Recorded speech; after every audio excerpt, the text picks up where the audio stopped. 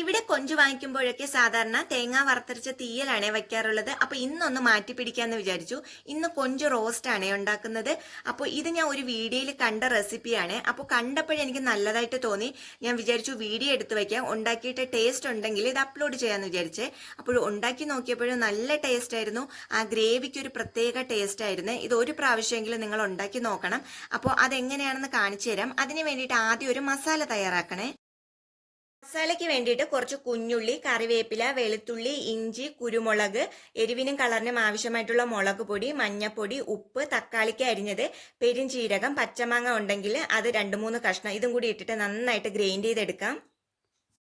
കഴുകി വൃത്തിയാക്കിയ കൊഞ്ച് അതിന്റെ വെള്ളമൊക്കെ നന്നായിട്ട് പോയതിന് ശേഷം ഈ മസാല അതിലേക്ക് ചേർത്തിട്ട് നന്നായിട്ട് തിരുമി കുറഞ്ഞത് ഒരു അരമണിക്കൂറെങ്കിലും മസാല പിടിക്കാൻ വേണ്ടിയിട്ട് മാറ്റി വയ്ക്കാം. ഇനി ഒരു പാത്രം വെച്ചു കൊടുക്കാമേ. ഞാനിവിടെ ഒരു ചീനച്ചട്ടി വെച്ചു കൊടുത്തിട്ടുണ്ട്. എന്നിട്ട് ഇതിലേക്ക് കുറച്ച് വെളിച്ചെണ്ണ ഒഴിച്ചു കൊടുത്തിട്ടുണ്ട്. വെളിച്ചെണ്ണ ഒന്ന് ചൂടായി വരുന്ന സമയത്ത് ഇതിലേക്ക് നമ്മൾ മസാല പുരട്ടി വെച്ചിട്ടുള്ള കൊഞ്ചും കൂടി ഇട്ട് കൊടുക്കാം. എന്നിട്ട് ഒരു ഹൈ ഫ്ലെയിമിൽ വെച്ചിട്ട് നമ്മൾ കൈ മാറ്റാതെ നന്നായിട്ട് ഇളക്കിക്കൊണ്ടിരിക്കണേ. അപ്പോൾ ആദ്യമൊക്കെ ഇതിൽ നിന്ന് കുറച്ച് വെള്ളമൊക്കെ വന്ന് ഇതൊരു കറിയുടെ ഇതിലായിരിക്കും ഇരിക്കുന്നത്. അപ്പോൾ നമ്മൾ നന്നായിട്ട് ഇളക്കിക്കൊണ്ടിരിക്കുന്ന സമയത്ത് ഇതൊന്ന് ഗ്രേവി ആയിട്ട് വരുവേ.